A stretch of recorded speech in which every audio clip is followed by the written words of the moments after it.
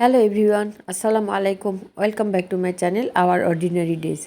আজকে তৈরি করব জলপাইয়ের টক ঝাল মিষ্টি আচার।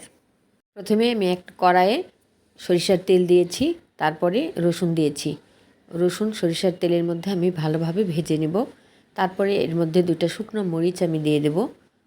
রসুন আর মরিচ ভালোভাবে ভেজে নেওয়া হয়ে গেছে। এখন এর মধ্যে আমি 5 ফোড়ন দিব আর সরিষা দেব। সাদা সরিষা ছিল। 5 ফোড়ন বেটেও নেওয়া যায়, হালকা তেলে বেটে নিলেও হয়। আমি আস্তায় দিয়েছি। সব কিছু ভেজে নেওয়া হয়ে গেছে। এখন এর মধ্যে আমি জলপাই দিয়ে দেব। জলপাই আমি আগেই ধুয়ে ভালোভাবে সিদ্ধ করে রেখেছিলাম, সেই জলপাই দিয়ে দিচ্ছি। এখানে আধা কেজি জলপাই ছিল, কিন্তু সেখান থেকে আমার মেয়ে 3-4টা খেয়ে ফেলেছে। বাকিগুলি দিয়ে আমি আচার তৈরি করছি। জলপাইটা সিদ্ধ করা ছিল, এখন দিয়ে দিলাম ভিনেগার। এখানে 1 টেবিল চামচের মতো ভিনেগার দিয়েছি। এখন সব কিছু ভালোভাবে নাড়া দিব। এখন এর মধ্যে দিয়ে দেব হলুদ, সামান্য পরিমাণে হলুদ দেব। তারপরে দেব মরিচের গুঁড়া। এই সময় লবণ দিতে হয়, কিন্তু আমি ভুলে গিয়েছিলাম, পরে দিয়েছি লবণ। সব কিছু ভালোভাবে আবারও নাড়া দেব। জলপাইটা এটা কিন্তু নরম, আমি আস্তে আস্তে খুন্তি দিয়ে একটু ভেঙে নিব। এটা ডাল ঘুটনি দিয়েও ভেঙে নেওয়া যায়। এখন এর মধ্যে আমি চিনি দিয়ে দেব। এখানে আমি 2 টেবিল চামচ চিনি অ্যাড করেছি। এখন সব কিছু ভালোভাবে নাড়া দেব। চিনিটা আস্তে আস্তে গলে যাবে, মানে জলপাইটা পুরো ভেঙে যাবে, আস্তে আস্তে থাকবে না।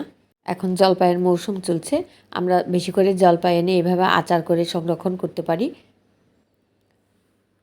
এমন কেউ নেই যে জলপাইয়ের আচার পছন্দ করে না। যে কোনো আচারই সবাই পছন্দ করে। আচার একটা লোভনীয় খাবার। আচারের কথা শুনলেই সবার মুখেই পানি আসে। জলপাই নাড়তে নাড়তে পুরোটা ভেঙে গিয়েছে।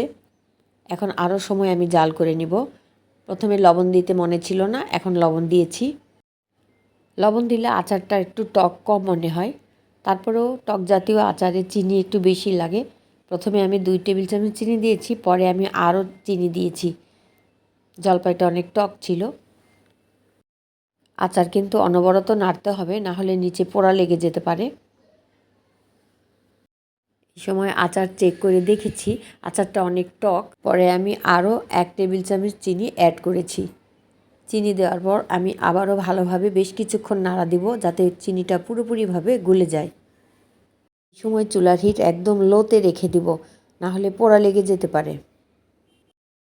যে কোনো আচার আমরা যদি তৈরি করি আর সেটা যদি সংরক্ষণ করতে চাই, তাহলে আচার মাঝে মাঝে রোদ দিতে হবে। রোদ দিলে আচার অনেক ভালো থাকে। সবশেষে আচারের মধ্যে আমি বিট লবণ দিয়ে দিব।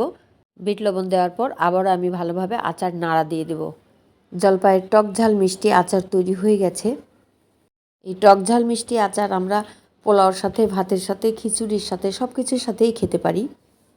আচারগুলো ঠান্ডা হয়ে গেছে, এখন একটা বাটিতে নিয়ে পরিবেশন করব। আর এই আচার আমরা একটা বয়মে ভরে তারপর তেল দিব, সরিষার তেল একদম ডুবো তেলে রাখবো। আর আচার মাঝে মাঝে রোদ দিব। আর আচার উঠানোর সময় আমরা শুকনা চামিচ ব্যবহার করব। হাত দিয়ে আচার উঠাবো না, তাহলে আচার বছর জুড়ে সংরক্ষণ করতে পারবো। এই আচার তৈরির কয়েক ঘন্টার মধ্যেই আচারটা খাওয়া শেষ হয়ে গেছে। সুপ্রিয় দর্শক মণ্ডলী, আমার আচার তৈরির রেসিপিটা কেমন লেগেছে আপনারা চাইলে কমেন্ট করে জানাতে পারেন।